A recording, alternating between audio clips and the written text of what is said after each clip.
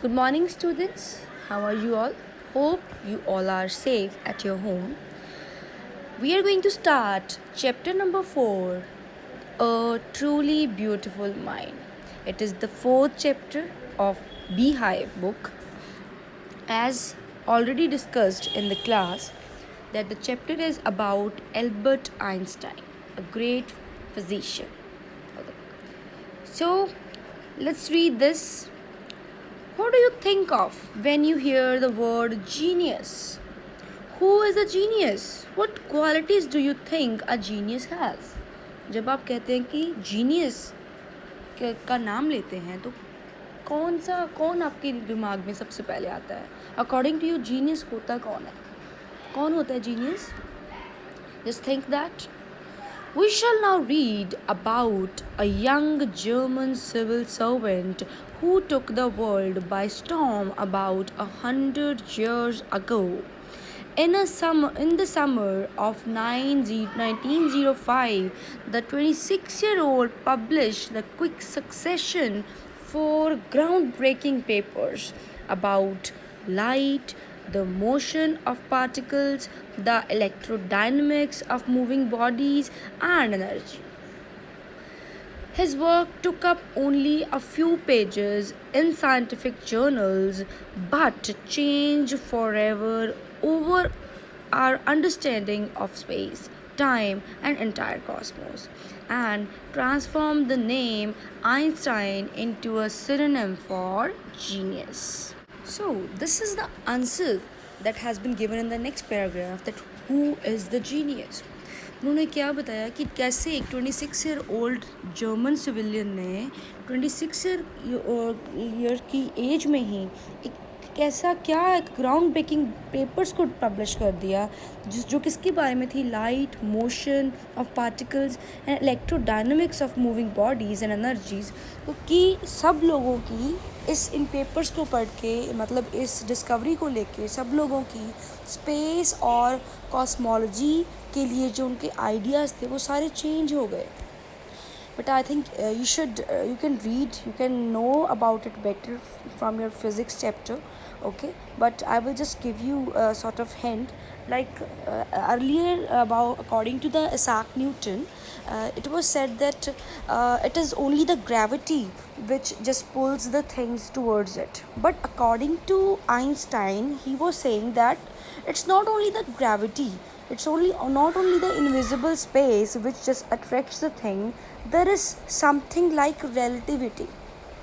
Relativity भी वो कहते हैं कि एक चीज़ है कि ज़रूरी नहीं है कि सिर्फ एक ग्रेविटी की वजह से ही एक चीज़ जो है, मतलब जिसमें ज़्यादा ग्रेविटी है मतलब उसके और ही चीज़ अट्रैक्ट होती है. लेकिन ये भी एक रिलेटिविटी भी है कि एक चीज़ का जितना ज़्यादा मास होगा, मान लो कोई भी चीज़ है वो, ठीक है, वो उसका जितना ज़्यादा मास होगा वो उतना ही ज़्यादा क्या करेगी, मतलब बाकी की चीज़ों को स्पेस में जितनी भी बाकी की चीज़ें हैं वो उसको अपने और खींच के रखेगी, यानी कि अट्रैक्ट करके रखेगी.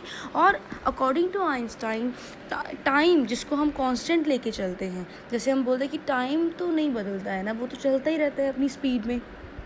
बट अकॉर्डिंग टू आइंस्टाइन उन्होंने बोला था कि टाइम जो है वो भी रिलेटिवली क्या होता रहता है, चेंज होता रहता है. अब उन्होंने बहुत अच्छी एग्जांपल दी थी, हम we will read about it later on, कि कहते हैं कि जब हम कोई भी बॉय है, जब तो हम कोई काम कर रहे होते हैं, जैसे सी कि कहते हैं जब तो हम काम कर रहे होते हैं तो तब क्या होता है कि हमें वो टाइम बहुत लंबा लगता है कि हाँ ये काम ये कब ख़त्म होगा, टाइम हम जल्दी जल्दी काम करके मतलब फ्री हो जाए. लेकिन यही अगर हम वो प्ले कर रहे हों, कहीं पे खेल रहे हों अपने फ्रेंड्स के साथ, वो उसी फिक्स टाइम का, मान लो 1 आवर हमने काम किया, वो 1 आवर हमें बहुत लंबा लगता है. और वही 1 आवर जब हमने खेलने के लिए यूज़ किया तो वो 1 आवर बहुत जल्दी चला जाता है. So there is a sort of relativity, और हमारी इल्यूजन भी है टाइम को लेके. इसके बारे में आइंस्टाइन ने बहुत सारी डिस्कवरीज की थी. I think I am not the right person to explain you each and everything about that. You can understand about it later on from your physics teacher or in the physics chapter that you will read later on. So let's see that. तो कहते हैं क्या हुआ कि but change forever our understanding of space. तो उन्होंने हमारी Einstein की इन ग्राउंड ब्रेकिंग डिस्कवरीज ने हमारी स्पेस और कॉस्मोलॉजी के लिए अंडरस्टैंडिंग को बिल्कुल ही चेंज कर दिया, और इसी वजह से उनका नेम ट्रांसफॉर्म होके आइंस्टाइन जो है एज अ जीनियस का सिनोनिम बन गया उनका नेम। सो 50 years after his death Albert Einstein genius still reigns. तो कहते हैं रीन्स का मीनिंग क्या होता है कि अभी भी मतलब उनकी जो जीनियस है, जो उनकी डिस्कवरीज है, अभी भी वो रूल कर रही हैं, मतलब आज भी हम फिज़िक्स के उन रूल्स को मानते हैं, they are universal. Okay, now let's start the chapter. Albert Einstein was born on 14th March 1879 in the German city of Ulm without any indication that he was destined for greatness. On the contrary, his mother thought Albert was a freak. To her, his head seemed much too large. तो Albert Einstein जो थे वो German के उन city में उनका जन्म हुआ था। तो कभी पता ही नहीं था, कभी इंडिकेशन ही नहीं थी कि वो एक दिन इतने ज़्यादा मतलब उनकी डेस्टिनी उन्हें क्या लेके जाएगी, इतनी महानता दिलाएगी। और लेकिन इससे उल्ट जो उनकी मदर थी, उनके लिए आइंस्टाइन बहुत ही फ्रीक थे। What is the meaning of freak here? A word used disapprovingly to talk about a person who is unusual और डजंट बिहेव, लुक और थिंक लाइक अदर्स। अनयूजुअल जो स्ट्रेंज पर्सन है। क्यों फ्रीक था उनकी मदर के according? क्योंकि उनके लिए आइंस्टाइन का हेड बहुत लार्ज था, it was too large. Second देखिए, at the age of 2.5 Einstein still wasn't talking. तो 2.5 साल की उम्र में भी वो अभी बोल नहीं पा रहे थे। When he finally did learn to speak he uttered everything twice. Einstein didn't know what to do with other children. His playmates called him brother boring. So the youngster played by himself.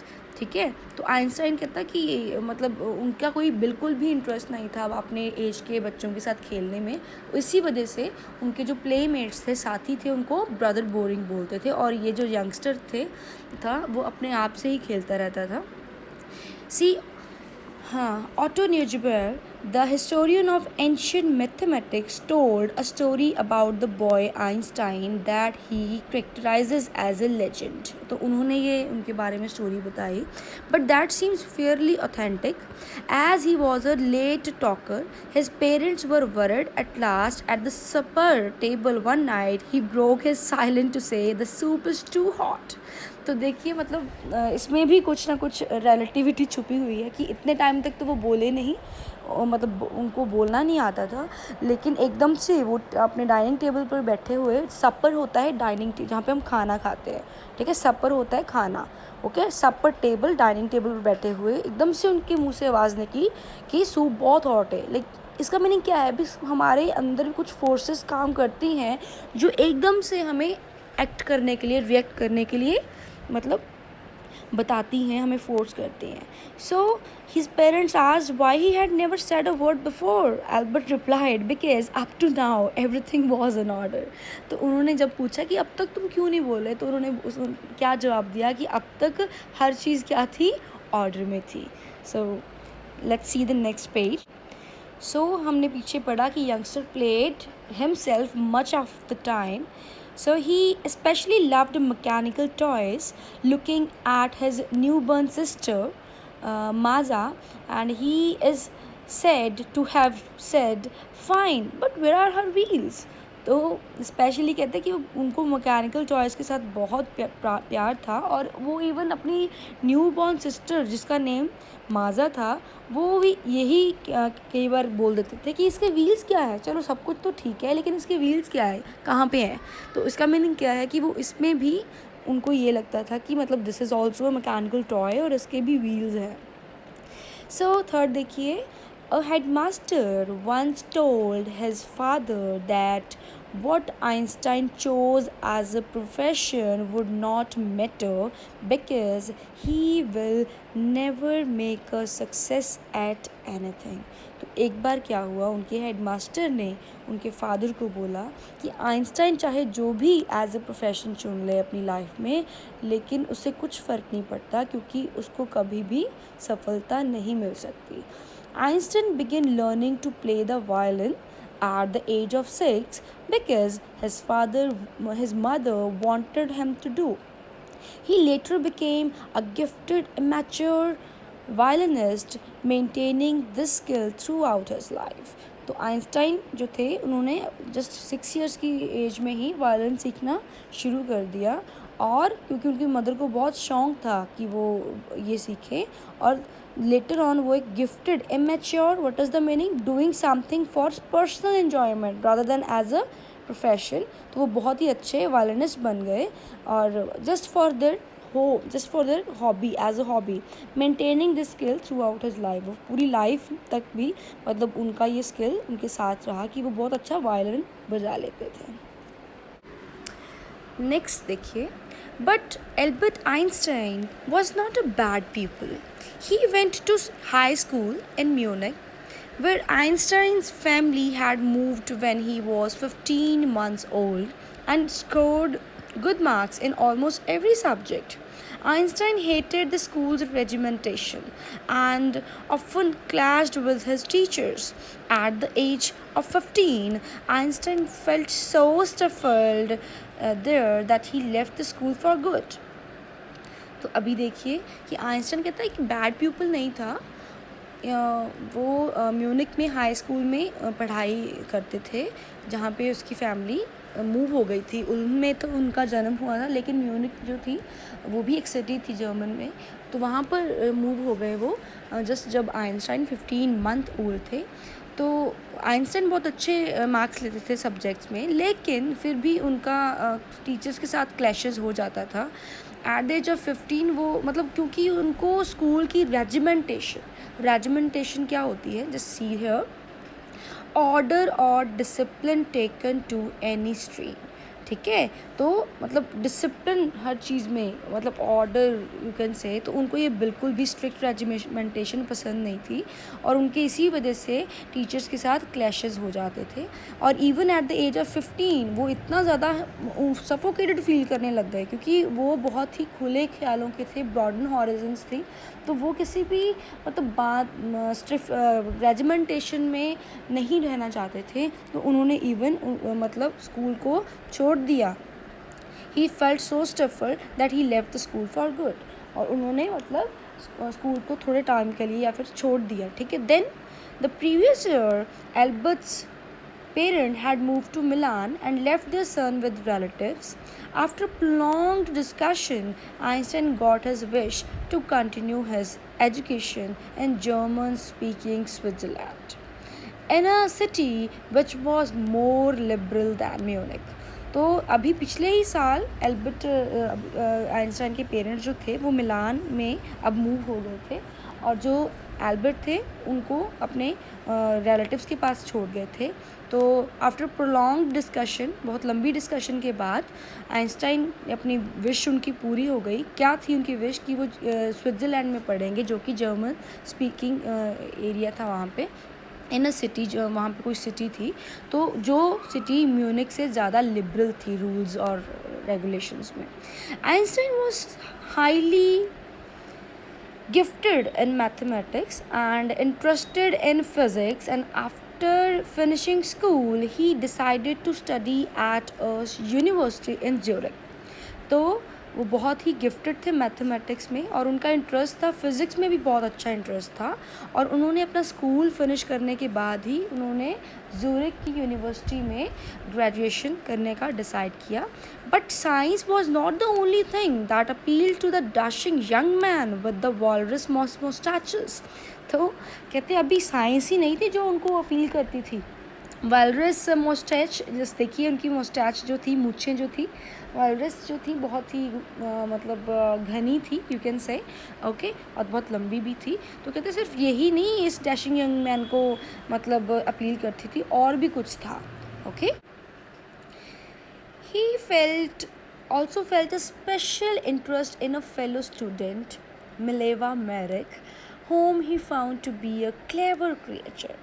तो इसी दौरान जब वो अपनी graduation के लिए ज़ुरिक गए थे, तो उनको सिर्फ मैथमेटिक्स और फिज़िक्स में इंटरेस्ट नहीं था, यानी कि उनका इंटरेस्ट एक गर्ल में भी था, फेलो स्टूडेंट थे, यानी कि उनके साथ ही स्टूडेंट थी जिसका नेम था मिलेवा मैरिक, और वो सोचते थे कि वो बहुत ही क्लेवर क्रिएचर है. This young Serb had come to Switzerland because the university in Zurich was one of the few in Europe where women could get degrees. तो ये जो सर्ब का मीनिंग क्या है? सर्ब जो कि सर्बिया से बिलोंग करती थी, ठीक है, सर्ब इस वजह से बोला गया है. तो ये जो यंग सर्बियन लेडी थी, ये गर्ल थी, ये स्विट्ज़रलैंड इसी वजह से आई क्योंकि ज़ुरिक की यूनिवर्सिटी पूरे यूरोप में एक ही ऐसी यूनिवर्सिटी थी जो कि उस समय में वुमेन को क्या देती थी, ग्रेजुएशन डिग्रीज मतलब देती थी. So Einstein saw in her an ally against the Philistines. Ally होता है फ्रेंड, ALLY. तो आइंस्टाइन को उसमें एक फ्रेंड दिखा. क्यों? क्योंकि वो भी फिलिस्टाइंस के अगेंस्ट थी. अब देखिए फिलिस्टाइंस क्या होते हैं. Just see here, a word used disapprovingly to talk about people who do not like literature or music. एक नेगेटिव वर्ड यूज़ किया जाता है उन लोगों के लिए जो कि आर्ट और लिटरेचर को बिल्कुल भी मतलब लाइक नहीं करते. लेकिन इसका मीनिंग क्या है कि आइंस्टाइन को इन चीज़ों में इंटरेस्ट था और मिलेवा को भी इन चीज़ों में इंटरेस्ट था, लेकिन उन लोगों को वो पसंद नहीं करते थे जिनको म्यूज़िक, आर्ट, लिटरेचर में कोई इंटरेस्ट नहीं था, और उनको फिलिस्टाइंस बोलते थे. Those people in his family and at the university with whom he was constantly at odds. At odds is a phrase, just see here, at odds. ये at odds का मीनिंग क्या होता है? जब हमारी किसी के साथ बनती नहीं है. We can say कि these days I am at odds with one of my friend. मतलब इन दिनों मेरे एक फ्रेंड के साथ अब मेरी बनती नहीं है. At odds. The couple fell in love. Letters survive in which they put their affection into words, mixing signs with the tenderness. Wrote Einstein, how happy and proud I shall be when we both have brought our work on relativity to a victorious conclusion. तो मतलब दोनों में काफ़ी affection हुआ और वो letters भी एक दूसरे से एक्सचेंज करते थे और उसमें भी साइंस और टेंडरनेस को मिक्स करते थे. देखिए किस तरह से आइंस्टाइन बोलते थे कि मैं बहुत ही हैप्पी और प्राउड फील करूँगा अगर हम दोनों मिलके मतलब रिलेटिविटी की थ्योरी को एक विक्टोरियस, एक सक्सेसफुल कंक्लूजन की ओर लेके जाएं. सो क्या हुआ? इन 1900 at the age of 21 Albert Einstein was a university graduate. और 21 साल की उम्र में यूनिवर्सिटी ग्रेजुएट बन गए, लेकिन अभी भी वो अनएम्प्लॉयड थे. He worked as a teaching assistant, gave private lessons and finally secured a job in 1902 as a technical expert in the patent office in Bern. तो बर्न अगेन अनदर सिटी थी. तो उनको मतलब फाइनली पहले तो वो as a assistant काम करते थे, टीचिंग असिस्टेंट, लेकिन 1902 में उनको जॉब मिल गई एज अ टेक्निकल एक्सपर्ट किसी पेटेंट ऑफिस में in Bern. So while he was suppose to be assessing other people's inventions, Einstein was actually developing his own ideas in secret. तो कहते हैं कि इसी समय जब उसको आइंस्टाइन की जॉब क्या थी कि अपने जो बाकी के कलीग्स हैं, बाकी के जो मतलब स्टाफ है उनके वर्क को सुपरवाइज़ करना. तो वो उनको तो उनकी इन्वेंशन को तो असेस करते ही थे, साथ साथ में वो इन सीक्रेट अपने भी आइडियाज़ डेवलप कर रहे थे. यानी कि उनको फिज़िक्स में एज बहुत इंटरेस्ट था, मैथमेटिक्स फिज़िक्स में, तो उसमें डीप स्टडी भी साथ साथ कर रहे थे. He said to have jokingly called his desk drawer at the work the Bureau of Theoretical Physics. तो कहते हैं कि इवन उस समय में उनका जो डेस्क ड्रॉर था ना, जहाँ पे वो बैठते थे, उनका जो भी कैबिन होगा उसको बोला जाता था जोकिंगली, हाँ मजाक से, कि ये क्या है, the bureau of theoretical physics. Physics के बारे में भी जितनी भी नॉलेज है वो यहाँ पे है, इस ब्यूरो पे है, इस कैबिन में है. सो देखिए 9th वाला, one of the famous papers of 1905 was Einstein's special theory of relativity. तो आइंस्टाइन की स्पेशल थ्योरी ऑफ रिलेटिविटी थी 1905 में, according to which time and distance are not absolute. Indeed, two perfectly accurate clocks will not continue to show the same time if they have together again after a journey if one of them has been moving very fast relative to the other. तो वही बोल रहे हैं कि मतलब time, और मैंने पहले भी आपको बताया टाइम और डिस्टेंस एब्सोल्यूट नहीं वैसे ही नहीं रहते हैं. कहते हैं अगर हम दो क्लॉक्स को मैच करके शुरू करें आफ्टर अ जर्नी, तो हम अगर दोबारा उन क्लॉक्स को देखें तो उनका टाइम बिल्कुल भी मतलब सेम नहीं होगा. अगर एक जो घड़ी है, क्लॉक है, वो थोड़ी सी ज़्यादा मूव करती है. तो यहाँ पे उन्होंने क्या समझाने की कोशिश की? The theory of relativity. ठीक है, कि time doesn't remain the same, distance also very करता रहता है अकॉर्डिंग टू द रिलेटिविटी. ये किसी ऑब्जेक्ट के मूविंग जो फोर्स है उस पर डिपेंड करता है कि वो कितने टाइम में कितना डिस्टेंस कवर करता है. Okay, now see, from this followed the world's most famous formula which describes the relationship between mass and energy. तो इसी समय के दौरान उन्होंने बहुत ही फेमस फार्मूला दिया, E is equal to mc². अब एब्सोल्यूट देखिए, measure in itself, not in relation to anything else. ठीक है, मतलब टाइम और डिस्टेंस अपने ही तरीके से मापे जा सकते हैं, वो किसी और के साथ मैच नहीं किए जा सकते, यू कैन से. ओके, अब देखिए बेटा, E is equal to mc². Please इसको you should discuss with your physics teacher about it. She will और he will explain you better. मैं थोड़ा सा आपको डिस्क्राइब कर देती हूँ यहाँ पे. In the mathematical equation, E stands for every energy, M for mass, C for the speed of light in vacuum. Speed of light in vacuum कितनी होती है? See here, 300,000 kilometer per second. When you sit with a nice girl for 2 hours, it seems like 2 minutes. And when you sit on a hot stove for 2 minutes, it seems to like 2 hours. It's relativity. See, what is the relativity? हमारा दिमाग उस time को किस तरह से देख रहा है, ये relativity मैटर करती है. So, we will do up to this. The remaining part we will do on Monday. Thank you. Have a nice day. For any doubts, you can WhatsApp me. Thank you.